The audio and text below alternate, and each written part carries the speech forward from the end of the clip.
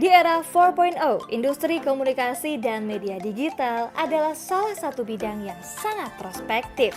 Program studi produksi media Politeknik Tempo menyiapkan kurikulum yang tepat untuk industri media yang dinamis. Tempo Media Group sebagai penyelenggara pendidikan berpengalaman selama 50 tahun di industri media dengan reputasi tinggi.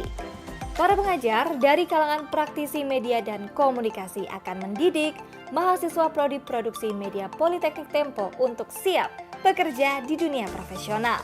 Kurikulum Politeknik Tempo memuat pengajaran seluk-beluk industri media dari A sampai Z, mulai dari perencanaan, penulisan, produksi, publikasi, hingga bagaimana menganalisis konten. Sesuai perkembangan teknologi dan zaman, bentuk media baru pun bermunculan dengan berbagai platform. Karena itu, mahasiswa program studi produksi media akan mempelajari segala bentuk komunikasi media baru.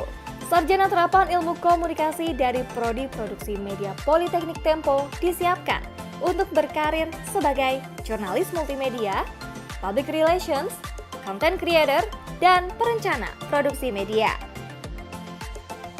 Mari raih masa depan gemilang sebagai profesional media baru di era digital dengan belajar di Prodi Produksi Media Politeknik Tempo. Jadilah bagian Tempower yang kreatif, mandiri, dan siap kerja.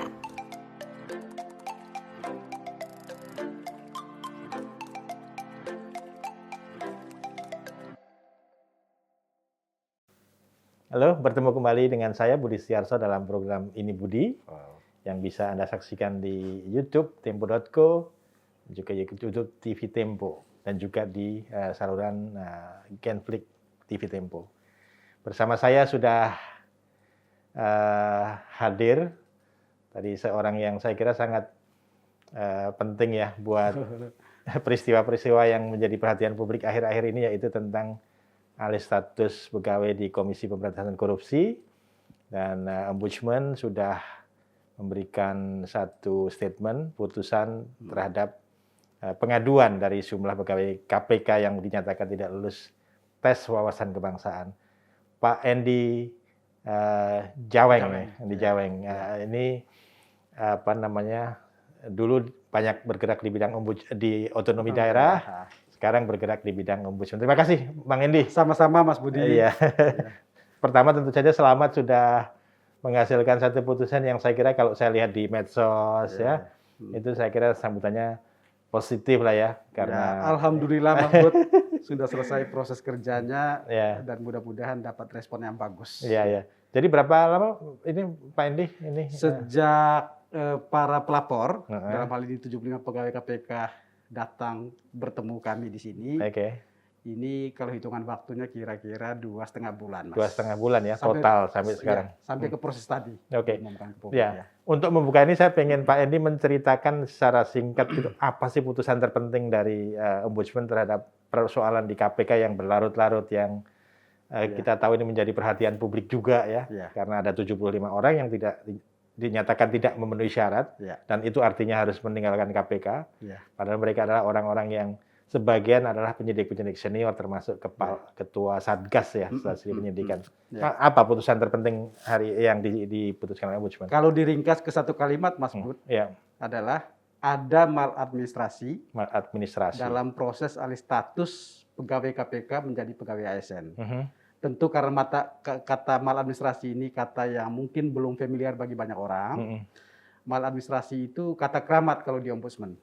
Kenapa begitu? Adalah soal perbuatan atau perilaku yang melawan hukum dan juga melawan etika. Jadi ombudsman itu batu ujinya, Mas Bud, itu bukan sekedar peraturan perundang-undangan, tapi juga soal etika. Di situ soal kepatutan, soal ketaatan terhadap asas-asas pemerintahan yang baik, bahkan soal hubungan antar manusia, bagaimana kita memperlakukan sesama, bahkan terhadap bawahan misalnya sebagai sesama manusia. Gitu. Dan itu semua kita nilai. Nah, dalam kasus ombudsman ini, karena ini, Mas Bud, ini bentuk dokumennya laporan akhir hasil laporan akhir yang di apa ya? Karena yang ini masih fresh from the oven ini ya. Iya. Hanya sayangnya tidak bisa dibagikan ke publik kecuali ke para pihak. Ya.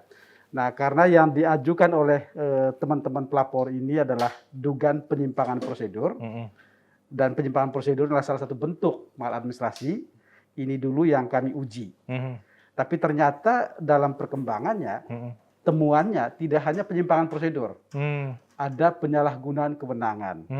Ya, kalau mau cari motifnya, menyalahgunakan kewenangan ini untuk tujuan yang lain mungkin, tapi ombudsman tidak sampai ke motif atau tujuan lain itu. Itu biarkan para pengamat, mungkin juga Komnas HAM nanti akan mendalami itu.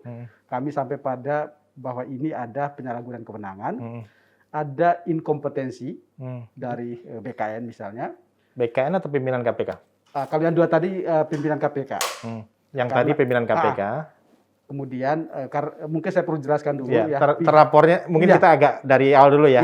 Ini pelapornya siapa Pak Endi? Jadi pelapornya ini adalah 75 pegawai KPK. Yang tadi dinyatakan tidak lulus ya. Iya, yang tidak disebut memenuhi PNS syarat. Itu tidak memenuhi syarat. Dan kemudian mereka memberikan kuasa kepada sejumlah pihak, individu maupun lembaga sebagai kuasa hukum gitu, yang menyebut diri sebagai tim advokasi selamatkan KPK. Mereka ini yang ke ombudsman 2,5 bulan yang lalu, gitu. Dan pihak terlapornya itu adalah pimpinan KPK, karena disebut pimpinan, bukan hanya ketua, 5 pimpinan KPK dan kepala BKN. BKN ini Badan Kepegawaian Nasional. Kemudian di luar pihak pelapor, pihak terlapor, ada pihak terkait. Pihak terkait ini adalah antara lain Kementerian PAN-RB, Kementerian Hukum dan HAM, kemudian lembaga administrasi negara, bahkan Komisi Aparatur Sipil Negara. Ini pihak-pihak terkait.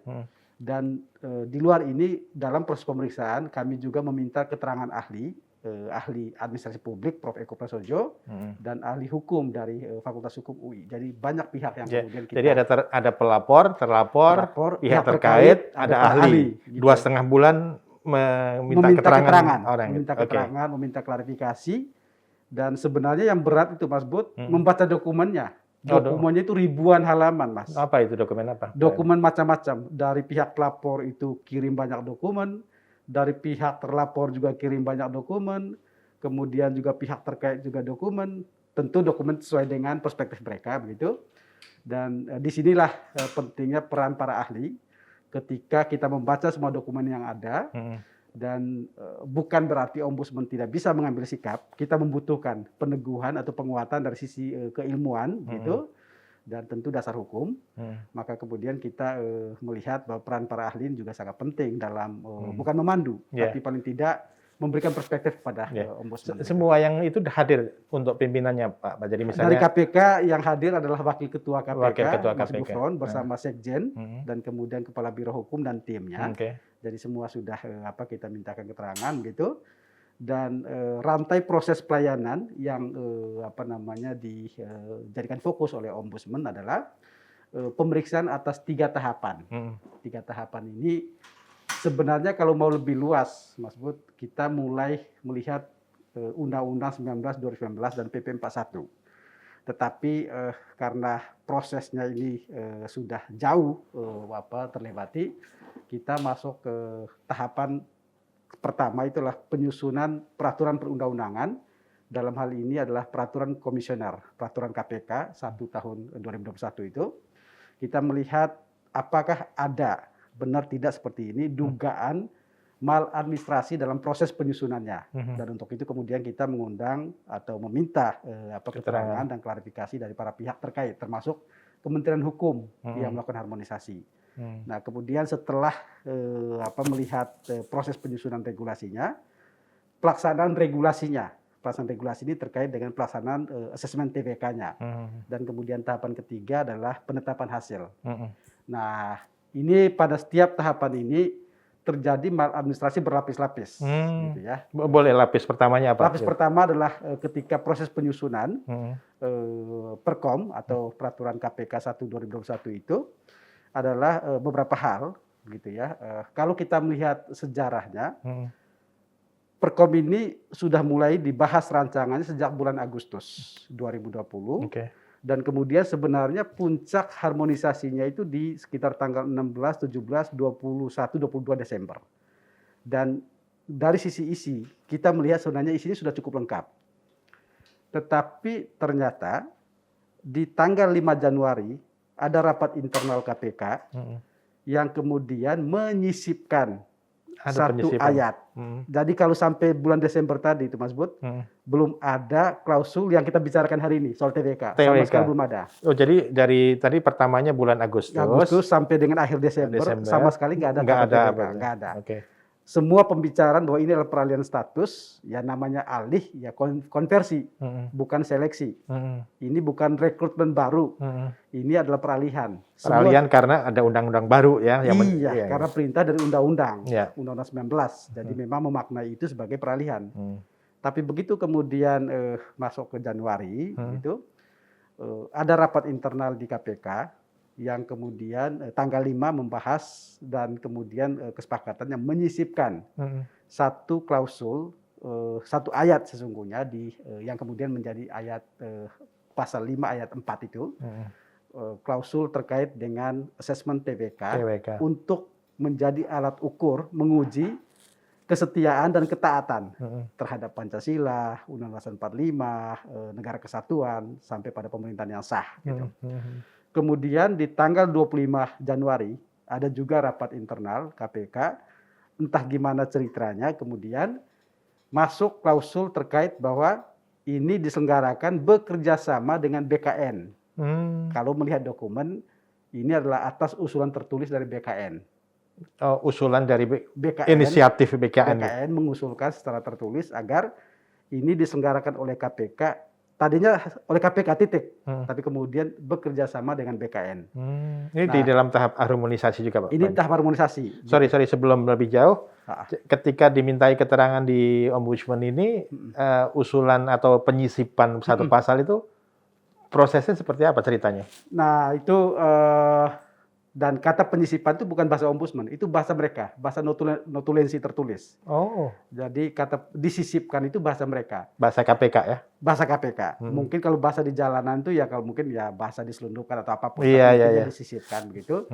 Jadi kita nggak tahu seperti apa pemunculan itu, tapi dari notulensi memang ada diskusi gitu ya, yang memang ditengarai ada motif-motif lain mungkin ya untuk memastikan bahwa mereka benar-benar memang setia dan taat terhadap Pancasila dan lain-lain itu, yang itu mungkin tidak terlepas dari situasi yang ada di KPK. Saya nggak akan masuk ke sana, Mas. Ya mungkin teman-teman Komnas HAM atau teman-teman lain lah yang ini soal isu Taliban sekali itu. Didalami itu silakan untuk didalami konteks yang lain ya, karena dari catatan rapat kita bisa membaca itu. Ada pernyataan-pernyataan yang saya kira publik sudah tahu juga, gitu ya. Sehingga kemudian perlu itu disisipkan gitu. Nah, satu adalah di pembentukan tadi ada penyisipan pasal, tapi kemudian kedua adalah terkait dengan penyimpangan prosedur dan penyalahgunaan kewenangan. Itu di rapat harmonisasi tanggal 26 Januari, Mas Bud. Di mana kalau kita mengacu pada peraturan Kementerian Hukum dan HAM, harmonisasi itu dihadiri oleh pejabat pimpinan tinggi, JPT, itu berarti paling tinggi Sekjen dan Kepala Biro Hukum dan sebagainya. Kemudian pejabat administrator dan perancang. Di semua harmonisasi sebelumnya, ya ini yang hadir para pejabat ini. Dan memang harus begitu di semua, termasuk Ombudsman pun kalau buat peraturan. Ini kelaziman atau peraturan, Pak? Peraturan dan ya? kelaziman, peraturan, Mas. Dan Ombudsman pun kalau membuat peraturan tidak akan mungkin ketua kemudian datang mengharmonisasi gitu. Nah, dilalah di harmonisasi tanggal 26 Januari itu yang hadir adalah para pimpinan puncak dari 5 lembaga, 2 menteri dan 3 pimpinan lembaga, termasuk Ketua KPK, Ketua KPK, Kepala BKN, Kepala LAN, kemudian Menteri PAN, RB, dan Menteri Hukum. Mereka berlima lah yang kemudian hadir di harmonisasi itu. Yang tentu saya membayangkan suasananya kebingungan. Karena mereka nggak pernah terlibat dalam pembahasan tidak pernah terlibat gitu. Tapi juga mungkin kebingungan Dirjen Peraturan Perundang-undangan di Kementerian Hukum dan HAM. Karena perintah peraturan Menteri Hukum ini adalah yang memimpin rapat dan yang mengkoordinasi itu Dirjen. Nah ini yang hadir pimpinan, kan nggak mungkin Dirjen memimpin. Dan nggak mungkin kemudian juga staf-staf di bawah itu bisa bersuara terlalu jauh. Dan konon yang akhirnya hadir di ruangan itu ya cuma berlima ini, yang lain disuruh keluar. Disuruh keluar. Sekjen KPK hadir tapi tidak hadir dalam ruang rapat. Nah, ini sesuatu yang tidak sesuai dengan peraturan dan tidak sesuai dengan kelaziman. Ini membahas apa Pak? Membahas yang tadi itu, bagaimana penyisipan itu kemudian masuk ke harmonisasi. Yang ke BKN itu. Ada tes TWK itu dan BKN sebagai pihak yang akan bekerja sama. Karena kan ketika ada perubahan di draft tadi harus diharmoniskan gitu kan. Diharmoniskan ini yang kemudian hadirlah para pimpinan tadi itu. Dan yang anehnya kemudian adalah berita acara penandatanganan harmonisasi ini itu bukan disusun dan ditantangani oleh 5 pimpinan yang hadir, tapi oleh bawahannya yang sama sekali nggak hadir di ruang rapat itu. Yaitu adalah Kepala Biro Hukum KPK dan Direktur Pengundangan dari Kementerian Hukum dan HAM. Coba bayangkan Mas Bud, nggak hadir tapi dia tantangan. Ya, titip absen dong ini. Absen kira-kira seperti itu ya. Sementara yang hadir, saya nggak tahu. Apa penjelasannya Pak? Kenapa? Karena seperti ya karena memang harus taat aturan tadi Mas, bahwa memang yang harus hadir di harmonisasi itu ya level ini yang tepatnya menentangkan ini. Tapi repotnya lah mereka nggak hadir tantangan. Iya. Maksud saya kenapa 5 orang pimpinan itu harus datang sendiri? Itu yang jadi pertanyaan. Nggak ada jawaban di Ombudsman. Nggak ada jawaban, tetapi konon memang karena ada hal-hal yang mungkin perlu dibicarakan di level strategis. Ya kalau kita prosedural, kalaupun memang benar ada pembicaraan itu ya udah buat rapat yang bukan namanya rapat harmonisasi. Dan kalaupun kemudian memang memaksakan diri sebagai pimpinan, konon bisa melakukan apa saja, ya silakan hadir, tetapi harus juga yang menandatangani berita acara ya kalian-kalian yang hadir gitu. Tidak kemudian dilempar meminta gitu. Yang tidak hadir untuk menandatangani itu. Nah ini Ini prosedural atau pidana Pak kalau kayak gini nih? Saya nggak tahu kalau secara pidana, tapi kalau secara prosedural jelas melanggar prosedur dan tata cara pengharmonisan yang sudah diatur di kalau ininya Mas Bud di peraturan. Maksud saya ini Pak Pendi, saya nggak datang nih, tapi saya disuruh menyetujui isi yang saya tidak datang itu. Apa penyalahgunaan wewenang atau pelanggaran? Kalau di Ombudsman disebut penyalahgunaan wewenang. Bukan pidana, belum pidana ya? Atau seperti apa? Ombudsman tidak masuk ke sana. Silakan nanti lembaga lain memproses. Kalau Ombudsman itu kan selalu batasannya di situ, Mas Bud. Jadi kami menyebut itu kehadiran para pimpinan tadi adalah penyimpangan prosedur, sementara penandatanganan oleh mereka yang tidak hadir adalah penyalahgunaan wewenang. Dia punya wewenang, tapi kemudian dia salah gunakan untuk sesuatu yang tidak patut. Yang itu kalau batu ujinya adalah Peraturan Menteri Hukum nomor 23 tahun 2018 gitu ya. Itu di tahap pembentukan, isu keduanya adalah soal penyalahgunaan wewenang dan penyimpangan prosedur. Kemudian masih di tahap pembentukan peraturan Perkom ini di internal KPK, peraturan KPK 12 tahun 2018 gitu, ada klausul yang mewajibkan setiap produk hukum peraturan itu untuk kemudian dalam penyelarasannya wajib untuk mendapatkan masukan atau menyerap aspirasi dari pegawai KPK. Dan salah satu cara untuk bisa mendapatkan itu adalah dengan menempatkan rancangan itu di sistem internal KPK, di portal KPK.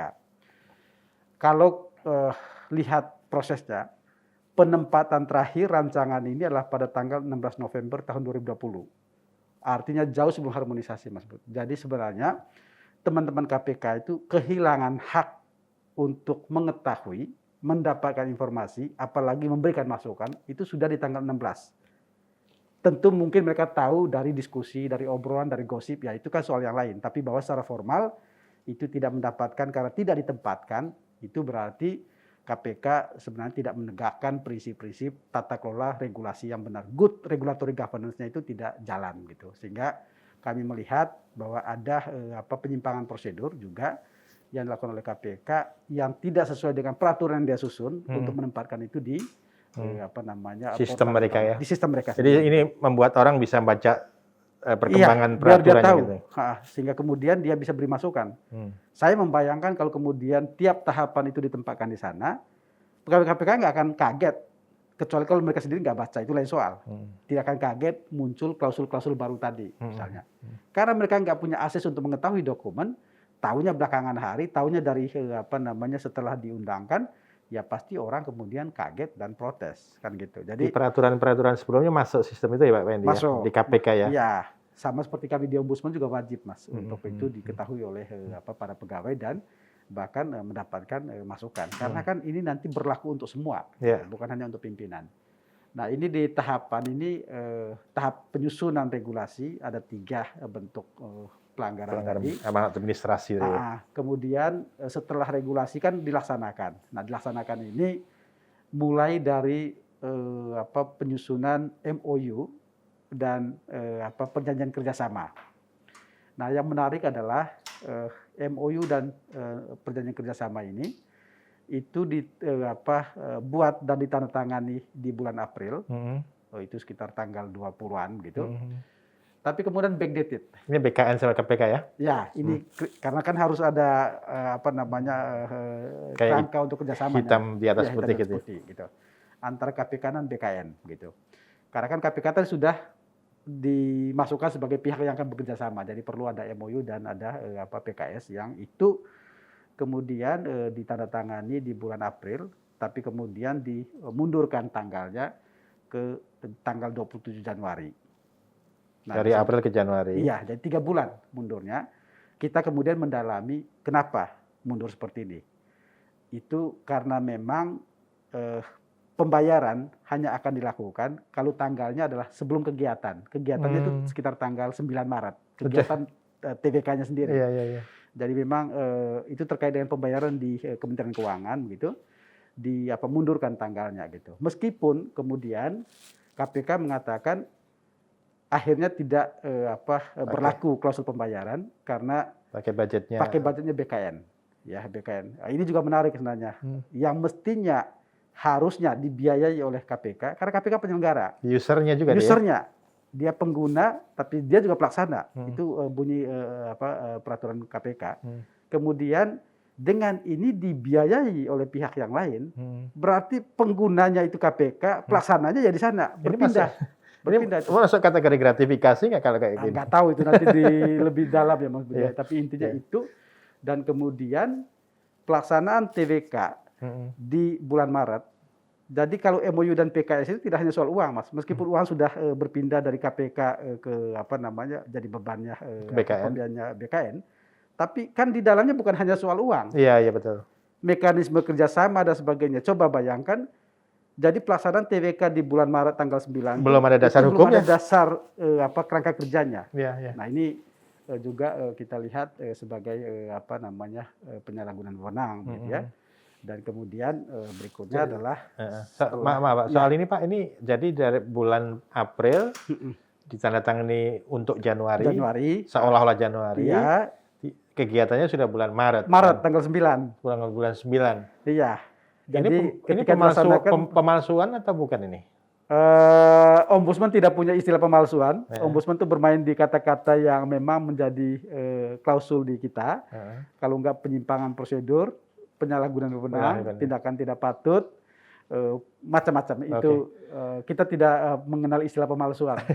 Itu memang repotnya Ombudsman itu bahasanya sudah baku. Jadi silakan publik menafsirkan. Jadi ini kan backdated ya. Backdated ini alasannya teknis karena penganggaran ya tadi ya, cuman penganggaran ya. Tapi serius Mas Bud, buat kami memandang bahwa kalau KPK melakukan seperti ini, suatu waktu dia melakukan pemeriksaan terhadap penyidikan bisa ke belakang akan mengatakan, loh, lu aja kayak gitu, kenapa gua yang kayak gitu, ini juga penting untuk KPK. Jadi KPK lembaga semacam KPK harus standarnya tinggi ya mestinya. Iya, harusnya begitu. Jadi saya nggak tahu implikasi belakang hari semua ini. Kalau nanti para tersangka juga punya kasus yang sama, dia akan angkat. Lah, ini yang tanda tangan siapa Pak ini? Yang BKN ya? Yang dua-duanya? Kalau yang MOU itu Sekjen, kalau yang PKS itu Kepala Biro SDM. Yang kebetulan Kepala Biro SDM ini 1 di antara 75 yang tidak lulus. Oh. Itu Mas Chandra. Oh. Jadi dia yang tanda tangan backdated itu, dia juga yang tidak lulus gitu. Itu juga. Saya sempat diminta keterangan nggak? Oh iya, diminta. Alasannya sama atau apa? Alasan Chandra. Alasan dia menandatangani. Alasan secara formal adalah agar itu kemudian bisa dibayarkan, gitu ya. Tapi alasan di belakangnya itu saya kira publik tahu lah itu proses-proses dalam kan juga terjadi. Gitu artinya ditekan gitu atau seperti apa? Mungkin Mas Chandra yang berkompeten untuk menjawab itu, ya. Karena seseorang itu mau melakukan sesuatu yang jelas-jelas salah, itu kalau nggak dia siap pasang badan, berarti memang dia mungkin diminta, dikorbankan atau apa. Tapi Mas Chandra yang jawab yang intinya dia melakukan itu ya, dan ya mungkin ketika beliau tantangan itu juga gemetar juga gitu kan, sesuatu yang dia tahu salah ya. Tahu salah, gitu, tidak secara administrasi tapi mungkin juga hukum, kita nggak tahu kalau secara hukum gitu. Nah setelah itu kemudian di pelaksanaan masih di ranah pelaksanaan adalah soal BKN. BKN ini menarik ini. Dia yang mengusulkan dirinya secara tertulis untuk menjadi pihak yang bekerja sama dalam pelaksanaan TBK. Pikiran kita adalah ketika dia mengusulkan diri, dia pasti sudah tahu tentang dirinya, tentang yang dia punya, tentang alat ukurnya, tentang metodenya, tentang bahannya, tentang asesornya. Nah ternyata dia nggak punya semua itu Mas Put. Jadi dia inisiatif mengajukan diri, nggak punya. Nggak punya apa-apa alatnya. Nggak punya, dia nggak punya. Oh. Karena dia nggak punya, tadi saya sampaikan ada ahli yang mengatakan mestinya BKN itu menolak untuk meneruskan proses, tapi jadi lucu. Dia mengajukan? Dia yang usulkan. Jadi terus ini aja Mas Bud ya, udah kepala basah terus, tetapi dia sendiri nggak mungkin menyusun dalam waktu yang sangat singkat. Barang kayak gitu nggak hitungannya hari atau bulan, masih lama. Maka kemudian dia tengok kiri kanan, mungkin saya nggak ngerti di sana. Akhirnya ketemulah yang punya kira-kira mirip seperti kebutuhannya itu ada di teman-teman Psikologi Angkatan Darat, Dinas Psikologi Angkatan Darat, Pusintel TNI, BAIS dan sebagainya itu. Termasuk BNPT Pak katanya? BNPT ya. Maka kemudian karena ketiadaan alat ukur dan asesor, maka BKN kita juga dapat surat permintaan fasilitasi kepada 5 pimpinan dari 5 lembaga termasuk BNPT gitu.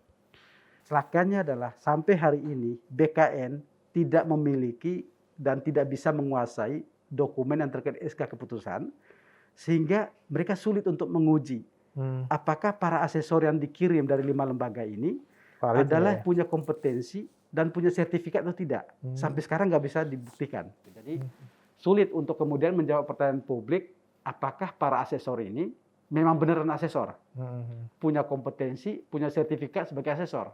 Nggak bisa, karena kita nggak bisa mencari bukti itu. Dari Psikologi Angkatan Darat diundang nggak Pak ke Ombudsman? Kita waktu itu asesornya BNPT yang kita undang.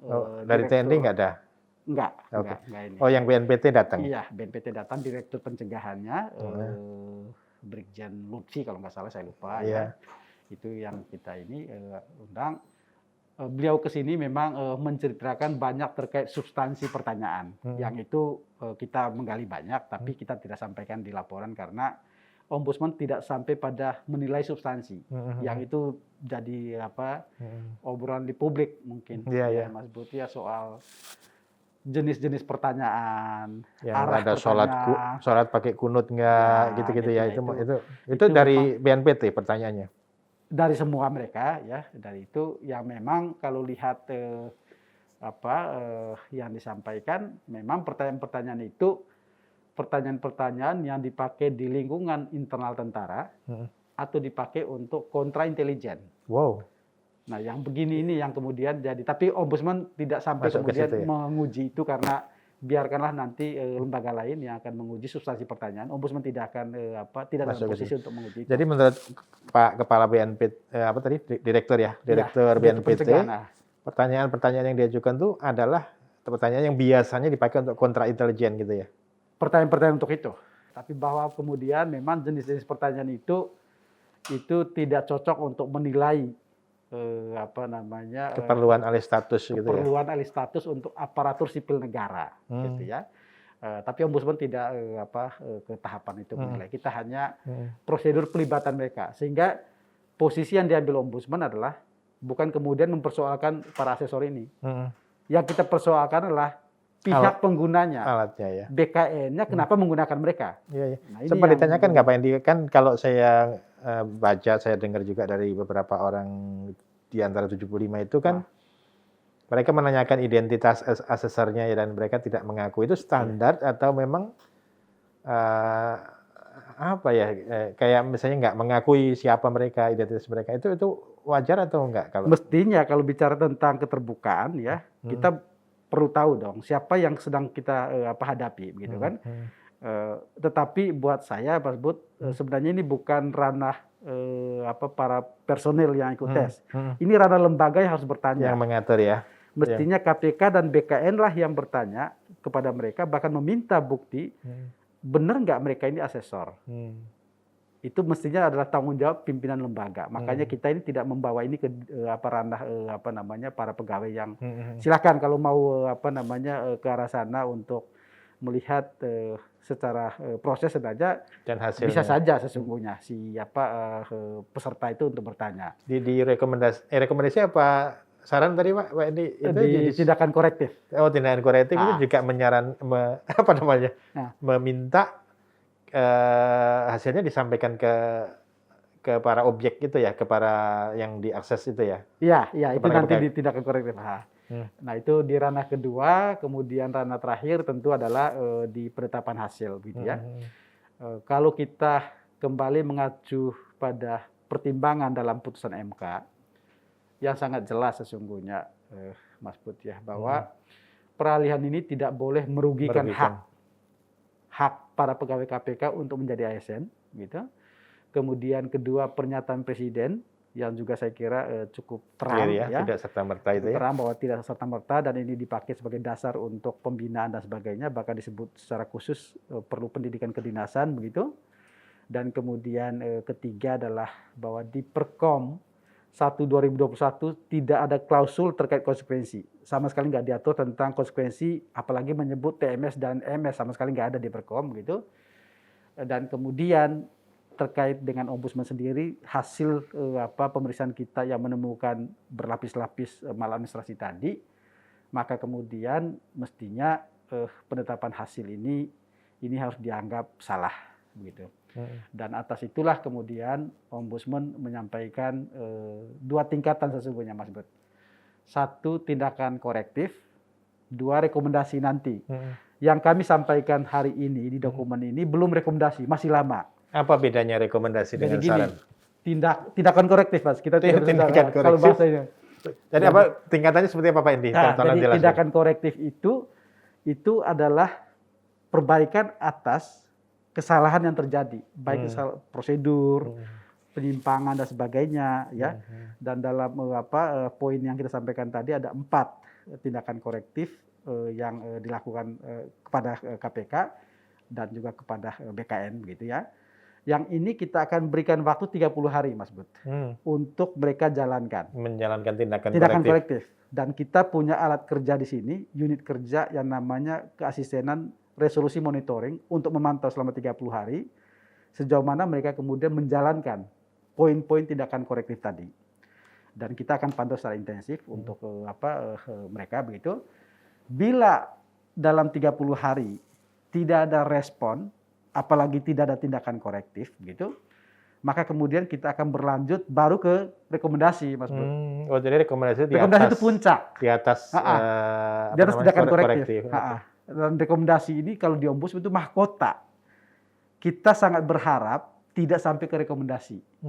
Karena tindakan korektif ini sudah sangat konkret dan sudah jelas apa yang harus dilakukan gitu.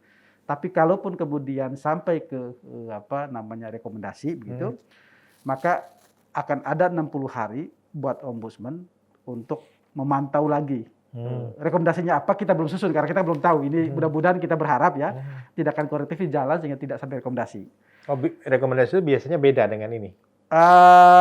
Itu sudah putusan, Mas. Jadi kalau tindakan korektif ini kita masih memberikan opsi-opsi ya untuk dia harus jalankan dan lebih ke koreksi.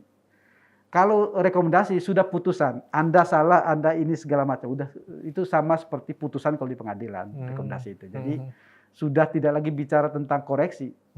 Itu sudah seperti ya memang ombudsman bukan lembaga pengadilan, tapi itu sudah seperti putusan yang itu. Nah, kalau dia tetap tidak menjalankan itu, gitu, maka kita akan ke presiden. Dan sebenarnya surat ke presiden kita sudah sampaikan. Kenapa, Mas Bud, kita harus umumkan di bulan Juli ini? Mungkin jadi pertanyaan ya. Karena hitungannya, kami hitungan waktu. 30 plus 40. 30 tambah 60, 90 hari. Sementara batas akhir peralihan status teman-teman ini, kalau perintah Undang-Undang 19 itu adalah tanggal 17 Oktober.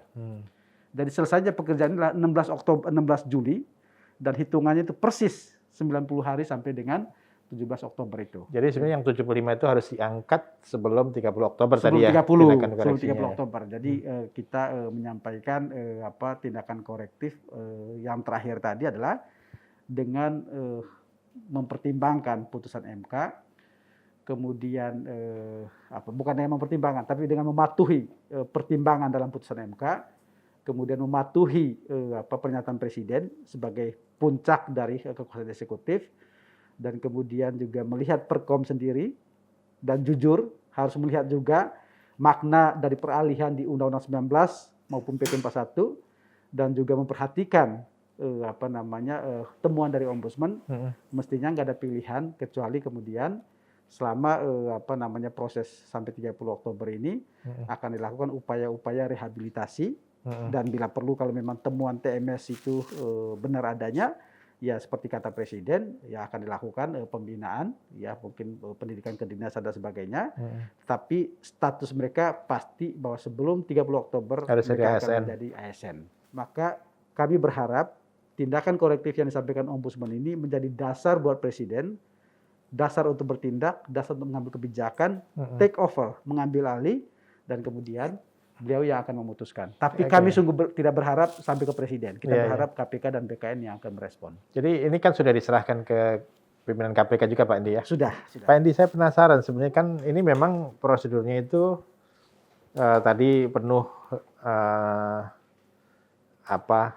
lubang-lubang ya. Ada yang nggak wajar, bahkan ada yang kalau menurut saya itu udah pidana karena backdated. Itu Mas Budi yang bilang. Iya. Tapi kenapa hanya 75 orang yang nggak lolos itu, Pak? Sempat ditanyakan nggak? Kan 75 orang ini yang kita tahu kalau dari profiling adalah orang-orang yang keras, yang idealis, yang selalu dalam dalam berbagai hal ya mereka vokal juga. Tapi dalam hal kinerja sebenarnya mereka adalah orang-orang yang sangat capable ya, misalnya dalam OTT terhadap menteri, terhadap sejumlah pejabat, mengungkap kasus-kasus besar. Nah, kenapa 75 orang ini yang tidak bisa melewati tes yang tadi, yang dilakukan dengan penuh liku-liku tadi? Nah, itu yang saya harus tanya ke Mas Budi ini. Karena ini seperti ruang gelap gitu ya. Ruang gelap yang kita bisa kalau ombudsman kan karena membaca notulensi dan sebagainya begitu, ada selentingan atau ada pernyataan-pernyataan yang mengarah pada ya mungkin stigmatisasi, ya, dugaan. Apa misalnya di notulensi ada, Pak? Ada, tapi saya memang tidak bisa buka gitu ya. Intinya adalah bahwa memang ada situasi di KPK yang mungkin dianggap di luar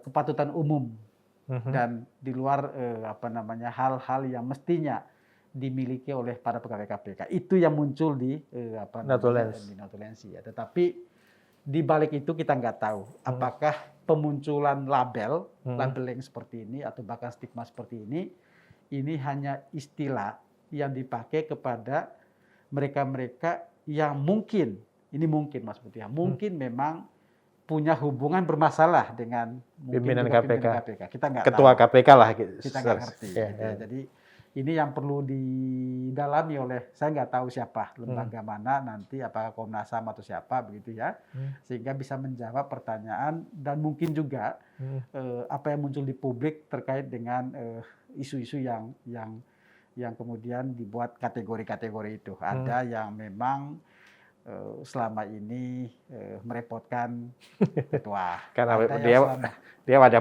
pegawai ya, kayak sebagian serikat. Yang selama ini mungkin tidak selalu tegak lurus ikuti perintah pimpinan, mungkin gitu kan. Ada yang mungkin memang sedang menangani kasus-kasus yang besar misalnya. Nah ini semua saya kira biarkanlah proses lain yang akan menjawab gitu ya. Tapi di notulensi ada Pak? Tanda-tanda ke arah situ yang misalnya ada pemetaan tadi itu? Enggak. Kalau sampai ke pemetaan gitu enggak. Tapi bahwa ungkapan-ungkapan ini kelompoknya ya itu kan muncul saja di notulensi. Apa misalnya kelompok apa? Ya terkait dengan yang selama ini sudah jadi persepsi publik sebenarnya. Apa Taliban? Tidak eksplisit menyebut itu, tetapi saya kira secara jernih sebenarnya kita bisa menangkap makna tersirat di balik kalimat-kalimat yang ada gitu ya. Yang intinya buat saya jangan sampai kemudian sudah ada target di depan dan kemudian proses ini melegitimasi target yang sudah ditetapkan. Jangan sampai itu. Dan saya kira pimpinan KPK penting untuk merespon itu, penting untuk merespon keraguan publik atau bahkan kecurigaan publik. Bagaimanapun KPK ini lembaga yang harus kredibel dan harus mendapatkan dukungan atau kepercayaan publik. Karena itu hal-hal yang menjadi pertanyaan publik itu perlu dijawab. Perlu dijawab dengan paling tidak menindaklanjuti tindakan-tindakan korektif yang sudah kita sampaikan gitu. Buat Ombudsman, pintu masuk untuk menjawab keraguan publik tadi adalah dengan merespon dan menindaklanjuti. Artinya sebenarnya krusialnya di sini kan tadi tindakan korektif untuk mengangkat 75 orang ini paling lambat 30 Oktober ya Pak. Menjadi pegawai ASN. Ya. ASN itu bisa PNS, bisa P3K, itu nanti silahkan diatur di dalam gitu. Dan kalau memang katakanlah benar bahwa berdasarkan hasil asesmen itu mereka ini memang tidak memenuhi syarat. Kalau memang benar seperti itu Mas Bud ya. Maka sebenarnya juga kita membuka peluang buat KPK dan pihak-pihak terkait untuk melakukan perbaikan secara individual, gitu ya? upgrade. Katakanlah kalau wawasan kebangsaannya diragukan gitu ya, dengan segala problematika yang ada di belakang itu, hasilnya memang seperti ini misalnya, ya itu kesempatan selama 3 bulan ke depan untuk melakukan berbagai penataan. Tapi tetap harus jadi ASN. Oh ya, kalau itu sudah kata kuncinya tetap di belakang apapun proses yang dilakukan selama 3 bulan ke depan, intinya adalah sebelum 30 Oktober status mereka sama dengan 1000-an yang lain itu yang hari ini tanggal 1 Juni kemarin sudah dilantik. Itu sesuatu yang sangat mendasar buat Ombudsman. Dan sama saya kira dengan pernyataan Presiden, sama juga dengan pertimbangan dalam putusan MK bahwa proses ini tidak boleh merugikan. Dan kalau kita mau jujur Mas Bud, kalau kita kembali melihat makna penting dalam Undang-Undang 19, PP 41 dan sebagainya, itu saya kira nyaris nggak ada perdebatan terkait dengan soal status ini. Karena peralihan itu konversi, itu sebenarnya adalah lebih ke penyesuaian kompetensi dan kualifikasi. Kalau membaca PP 41 sangat terang sesungguhnya. Jadi soal kelas jabatan, soal eselon, yang tadinya di KPK mungkin strukturnya karena KPK punya sistem kepegawaian sendiri, berbeda gitu, ya. Berbeda. Maka ketika dia alih jadi PNS atau jadi P3K dalam struktur ASN tentu berbeda. Nah, bagaimana menyesuaikan, menyetarakan. Itu yang ada sampai pada harmonisasi di akhir Desember. Itu yang ada. Nggak ada seleksi tadi ya? Nggak ada TVK. Istilah TVK itu baru muncul itu di bulan Januari. Dan itu adalah proses yang tidak lagi harmonisasi normal seperti lazimnya yang terjadi. Jadi itu bisa disebut usulan dari BKN nggak sih Pak? Dari tadi kan Januari belum ada. Iya. Tapi juga sekaligus di situ ada pasal baru dan sekaligus usulan dari BKN untuk terlibat di dalam di proses. Bulan Januari itu ada 2 rapat internal KPK, tanggal 5 dan tanggal 25 Januari. Di rapat tanggal 5 itu memasukkan atau bahasanya tadi menyisipkan klausul terkait dengan asesmen TWK. Kemudian di rapat yang tanggal 25 Januari itu memasukkan klausul terkait dengan BKN. Kerjasama dengan BKN. Di Perkom ya itu ya. Di Perkom. Jadi tapi usulan itu sendiri sudah muncul di draft-draft sebelumnya. Nah, karena ada perubahan seperti ini, maka perlu harmonisasi lagi. Maka diadakan harmonisasi di tanggal 26. Yang dihadiri 5. Yang dihadiri tadi itu. Kemudian sehari setelah itu, setelah harmonisasi, luar biasa juga, ini cepat Mas Bud. Ditandatangani, diundangkan. Jadi, ya bisa saja proses itu sangat cepat gitu ya. Tetapi dari proses normal, termasuk yang dialami ombudsman dan sebagainya, itu biasanya memakan waktu. Tapi ya nggak apa-apa. Mungkin ini memang luar biasa. Jadi prioritas gitu ya Mas Bud, jalan tol ya. Jadi harmonisasi terakhir itu 26, tanggal 27 ditantangani, diundangkan, ditempatkan dalam lembar negara juga tanggal 27 begitu. Dan yang menarik tadi adalah backdated yang MOU dan perjanjian kerjasama itu di tanggal yang sama juga. Jadi saya membayangkan di KPK itu luar biasa kerjanya dalam waktu semalam sehari itu untuk menyusun semua ini, untuk menyusun semua ini yang mungkin orang luar akan bertanya ada apa sih? Luar biasa sekali ya. Padahal masih ada waktu sampai dengan 17 Oktober. Untuk alih statusnya ya. Untuk alih status gitu ya. Kenapa harus buru-buru dan kenapa harus dikejar target pelantikan 1 Juni? Ya mungkin mau mendapatkan simbolik tadi itu bahwa 1 Juni itu hari Pancasila gitu. Yang tidak dilantik adalah mungkin nggak Pancasilais. Mungkin juga Mas, nggak ngerti kita. Jadi ya tapi intinya ini proses yang sangat ngebut, yang sangat cepat, yang sebenarnya sejauh prosesnya itu prudent, penuh kehati-hatian, kredibel, transparan, masih ada waktu. Sayangnya ini enggak ya? Sayangnya tidak. Gitu. Ya. Pak Pendi tadi, jadi 30, 40. Kalau 40 itu enggak dijalankan, apa ininya biasanya? 60 hari Mas. 30-60 ya? 30 ya. 30 tidak dijalankan, maka akan ada rekomendasi yang harus dijalankan 60 hari lagi. Iya. Nah itu memang kalau di Ombudsman ini, kalau untuk kepala daerah, kita punya sesuatu yang kuat Mas. Undang-Undang 23 2014. Di mana klausul sangat jelas bahwa kepala daerah wajib mematuhi rekomendasi Ombudsman terkait pelayanan publik tentu. Jika dia tidak patuh, maka pembinaan khusus. Maka dia kemudian sementara tinggalkan jabatannya, lakukan pembinaan khusus di pemerintah pusat. Kita kuat. Dinonaktifkan gitu ya? Ya. Dinonaktifkan 3 bulan? Dinonaktifkan. Dan kemudian dia ada pembinaan khusus di sini. Disekolahkan kira-kira seperti itu tentang pemerintahan, tentang pelayanan publik dan sebagainya. Yang kita tidak punya, itulah terhadap kementerian lembaga. Kenapa kemudian? Memang sandarannya 2. Satu adalah mendorong munculnya komitmen dan kemauan dari lembaga-lembaga itu untuk melakukan tindakan korektif sebagaimana yang kita sampaikan. Atau kedua, minta maaf banyak kepada Bapak Presiden. Memang pilihan yang tersedia ya ke sana kepada Bapak Presiden untuk kemudian dalam bentuk saran kebijakan menjadikan saran kebijakan Ombudsman sebagai dasar untuk mengambil keputusan.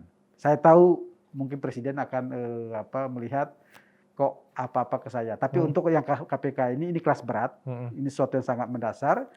Presiden sebagai pemegang kekuasaan tertinggi eksekutif, sekaligus juga pemangku kekuasaan kepegawaian kita, yang itu mendelegasikan kewenangan ke PPK tadi, saya kira tidak ada pilihan untuk kemudian Presiden merespon ini. Selama ini rekomendasi Ombudsman pernah dikeluarkan ya Pak Edi? Ada beberapa Mas, dan memang harus dijalankan ya? Dijalankan. Sebagian besar rekomendasi Ombudsman dijalankan. Bahkan tidak sampai ke rekomendasi, tindakan korektif sebagian besar dijalankan.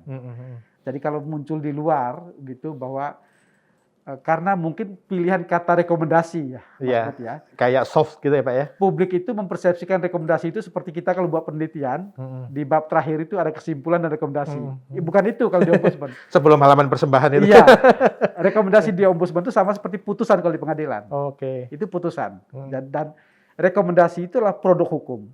Dikeluarkan oleh lembaga yang memang dibentuk oleh aturan, oleh peraturan perundang-undangan. Karena itu rekomendasi kita punya implikasi hukum. Dan kita sangat berharap sebagai pimpinan KPK dan BKN itu bukan warga negara biasa. Mereka adalah negarawan. Sebagai negarawan tentu ketaatan terhadap aturan, terhadap hukum itu pasti tinggi. Mestinya begitu. Jadi kalau ini produk hukum dikeluarkan oleh lembaga yang sah, dibentuk oleh undang-undang yang juga sah, Undang-Undang 37 2008 dan Undang-Undang 28 Undang-Undang Pelayanan Publik, maka mestinya dia kemudian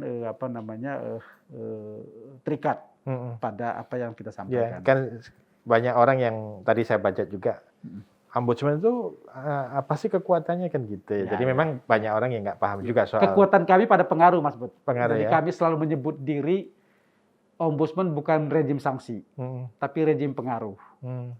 Dengan pertama adalah produk yang ombudsman keluarkan, termasuk laporan ini, harus benar-benar objektif, harus benar-benar menegakkan bahwa mahkota ombudsman itu independensi, tidak berpihak ke pelapor, tidak berpihak ke terlapor, jadi benar-benar memang kita jernih dan tajam dalam merekomendasikan. Itu dulu yang kita pastikan. Makanya 2,5 bulan kita bekerja memastikan bahwa sampai dengan munculnya 50 halaman ini, itu muncul dari proses yang objektif, dengan menjunjung tinggi independensi sebagai mahkota kami, beralaskan integritas. Saya tidak tergoda siapapun, Mas Bud. Ada nggak godaan? Tidak ada. Kalaupun ada godaan nggak penting buat saya. Gitu.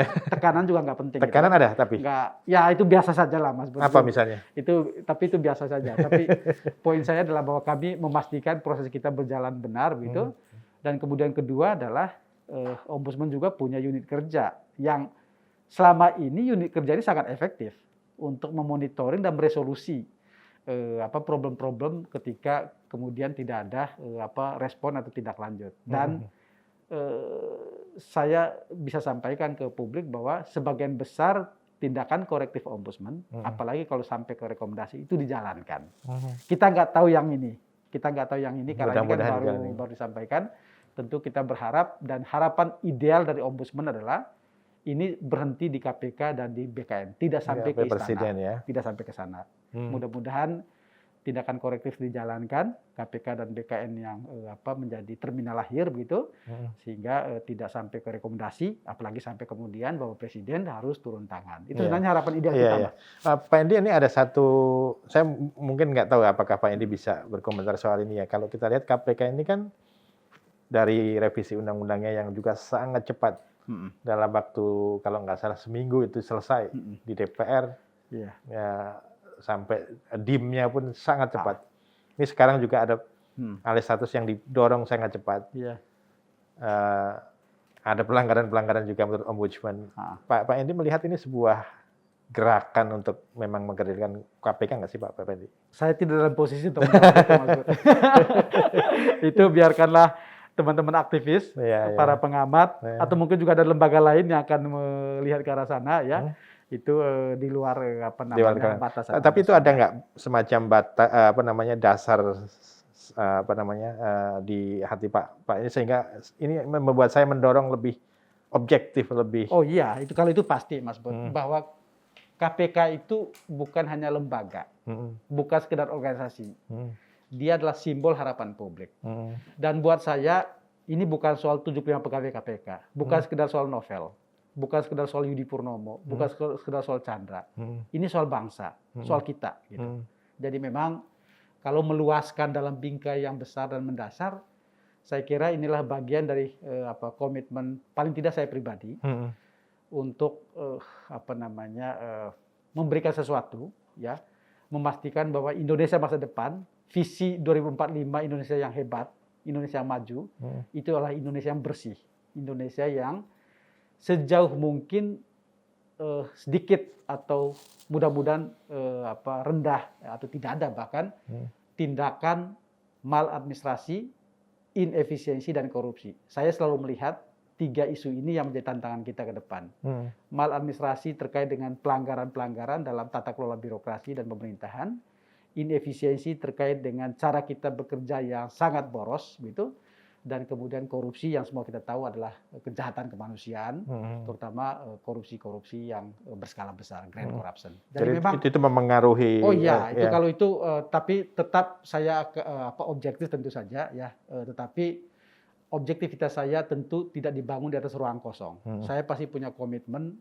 Yang penting komitmen saya adalah bagi sesuatu yang besar dan luhur, dan mudah-mudahan dianggap luhur, gitu, bahwa memang semua orang, saya kira, yang mencintai negeri ini itu pasti berpikiran ke arah sana. Gitu. Saya kira segala hambatan. Ada yang ini Pak.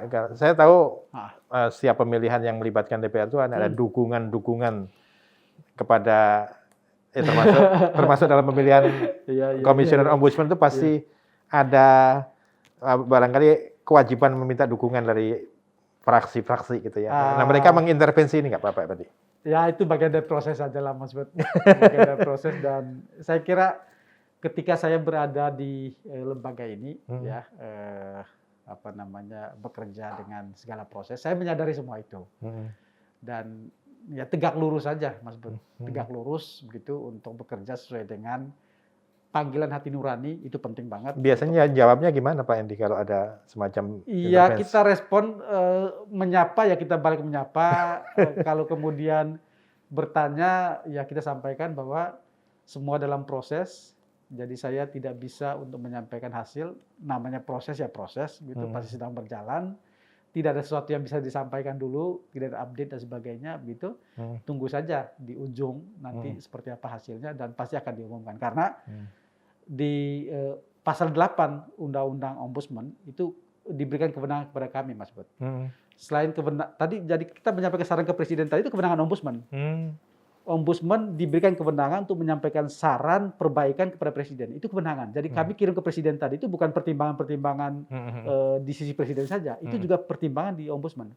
Termasuk Ombudsman oleh pasal 8 Undang-Undang 37 2008 diberikan kewenangan untuk mengumumkan ke publik.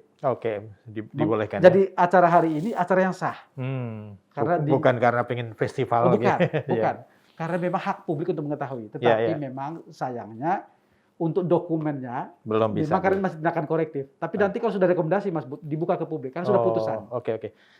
Pak Endi terakhir. Menurut Pak Endi keputusan yang tentang TWK ini seberapa jauh akan mempengaruhi atau meningkatkan kepedulian orang terhadap ombudsman, kepedulian terhadap ombudsman Republik Indonesia yang tadi banyak orang yang nggak tahu juga fungsinya ya. Saya terkadang kan mikir soal reputasi ombudsman-nya Mas.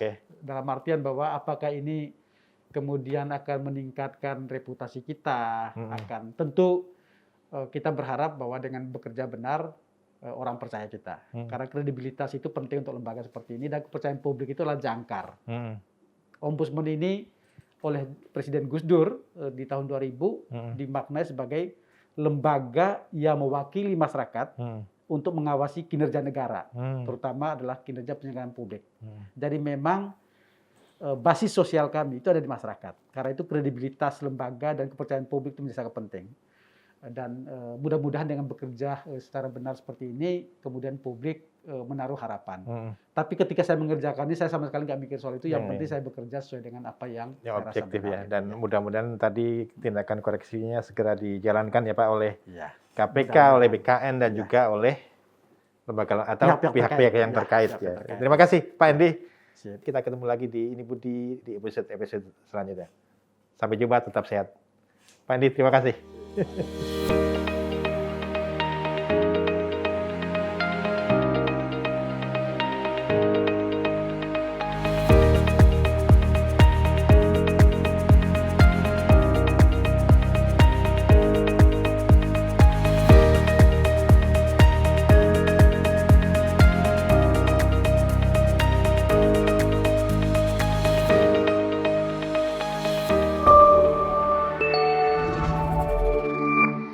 Pada saat ini dan akan datang, korporasi sangat membutuhkan SDM yang mampu beradaptasi dengan dunia bisnis yang serba digital termasuk kegiatan pemasaran.